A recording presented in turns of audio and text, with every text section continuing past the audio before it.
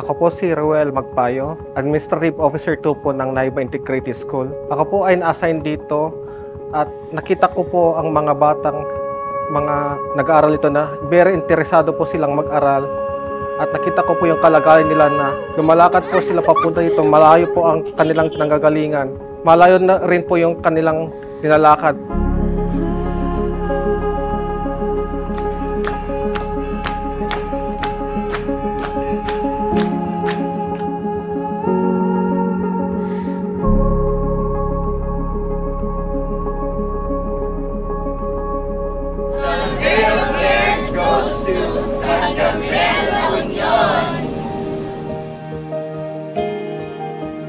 In 26 minutes po, darating na tayo sa munisipyo, tapos lilipat tayo sa dalawang jeep.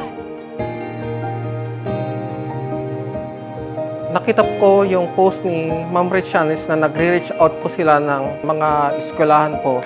Nagbibigay po ng school supplies at saka mga bags, tsinelas at mga iba pang kailangan ng mga estudyante. Mga SBG products po na nakakatulong po para lumakas po ang resistensya ng mga bata po. For the personnel, mga teachers. Laking pasasalamat ko po na nakilala ko po ang Salveo Corporation.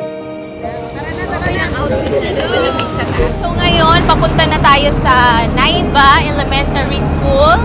Ayan, so medyo pabundok kasi dito, kaya we had to transfer from the coaster papunta dito sa jeep.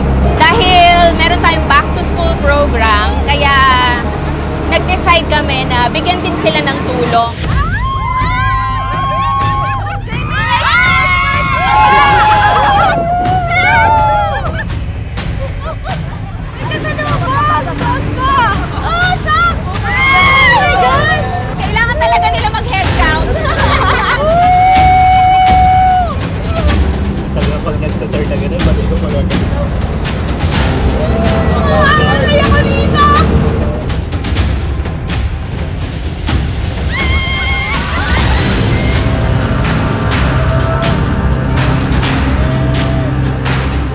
Sa pagdating ninyo dito sa amin po sa Naiba Integrated School.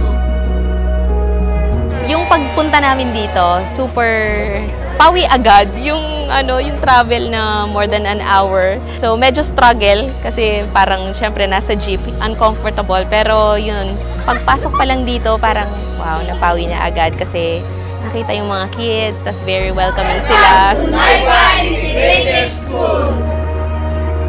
Maraming salamat na dala-dala ninyo itong mga pwede nating ibigay. Hindi namin maisip na ganito pala kadami ang dalhin ninyo sa amin. Sa ngalan po ng Naiba Integrated School, kami po ay nagpapasalamat sa lahat ng miyembro ng Salveo. Sana hindi lang po ito yung una na pagpunta natin dito sa susunod na taon. Sana i-adapt na ninyo ang school po natin.